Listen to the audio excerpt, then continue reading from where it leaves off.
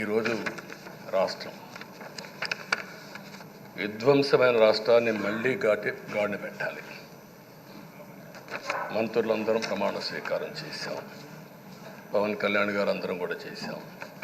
కానీ ఈరోజు ఒక్కసారి ఆలోచిస్తే ఎక్కడున్నామో తెలియని పరిస్థితి, ఎంత అప్పు ఉందో తెలియని పరిస్థితి, చాలా సమస్యలు ఉన్నాయి. అయితే ప్రజలు మంచి ఎమ్మెల్యేలు ఎన్నుకున్నారు. నేను కానీ పవన్ కళ్యాణ్ గారు కానీ బీజేపీ కానీ అగ్రనాయకత్వం అందరం కూడా నరేంద్ర మోడీ గారితో సహా ఇంకొక పక్క అమిత్ షా గారు అందరం కూడా మీటింగ్లు పెట్టినప్పుడు చాలా స్పష్టంగా హామీలు ఇచ్చాం. అవి నమ్మారు, మనలందరినీ ఎంపిక చేసుకున్నారు. మీరందరూ కలిసి ఒక మంచి వ్యక్తిని, రాజకీయాల్లో గౌరవాన్ని కాపాడే వ్యక్తిని, పార్టీని నమ్ముకున్న వ్యక్తిని మీరు ఎన్నుకున్నారు. ఈరోజు మనందరం కూడా గుర్తుపెట్టుకోవాల్సింది, ఇక్కడికి వచ్చినప్పుడు అవతల పార్టీ వాళ్ళు కూడా మనం ఎగతాళి చేయాల్సిన అవసరం లేదు. ప్రజలు పనిష్మెంట్ ఇచ్చారు. ఇదే హౌస్లో నేను చూశాను. 23 సీట్లు మాకు వచ్చాయి. నేను బాధపడ్డాము. కానీ ప్రజాస్వామ్యాన్ని గౌరవించాలనే ఉద్దేశంతో ప్రజాస్వామ్యుతంగా పనిచేశాం. 23వ తారీఖు ఎన్నికల రిజల్ట్స్ వస్తే దాన్ని వక్రీకరించి 23వ తారీఖున దేవుడు రాసిన స్క్రిప్ట్ ఇది, మీకు 23 సీట్లు వచ్చాయని మాట్లాడారు. ఇప్పుడు నేను అడుగుతున్నా, కూటమికి 164 సీట్లు వచ్చాయి. 1, 6, 4 కూడుకుంటే 11 వస్తుంది. రాష్ట్రంలో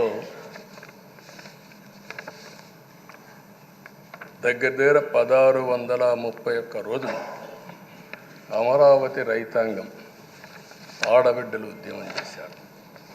ఆ 4 నెంబర్లు కలుపుకుంటే 1, 6, 3, 1 కలుపుకుంటే 11 వస్తుంది.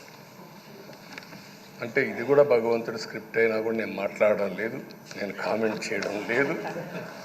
ఈరోజు ఉంటే వాళ్ళకు కూడా అర్థమయ్యేది. వాళ్ళు ఉండకుండా పోవడం అనేది వాళ్ళ పిరికితనం తప్ప ఇంకోటి కాదని చెప్పి కూడా నేను మీకు తెలియజేస్తున్నా. అయితే నేను ఇక్కడుండే సభ్యులను కూడా మిమ్మల్ని కోరుతున్నా, మనం ప్రజా సమస్యలపైన దృష్టి పెట్టాలి తప్ప వీళ్ళ మీద కాదని చెప్పి కూడా నేను మీకు తెలియజేసుకుంటున్నాను. ఆ రోజు పవన్ కళ్యాణ్ గారిని అసెంబ్లీ గేటు కూడా తాకనీయం అని పెద్ద పెద్ద డైలాగులు చెప్పారు. 21 సీట్లలో పోటీ చేస్తే 21 సీట్ని గెలిపించారు.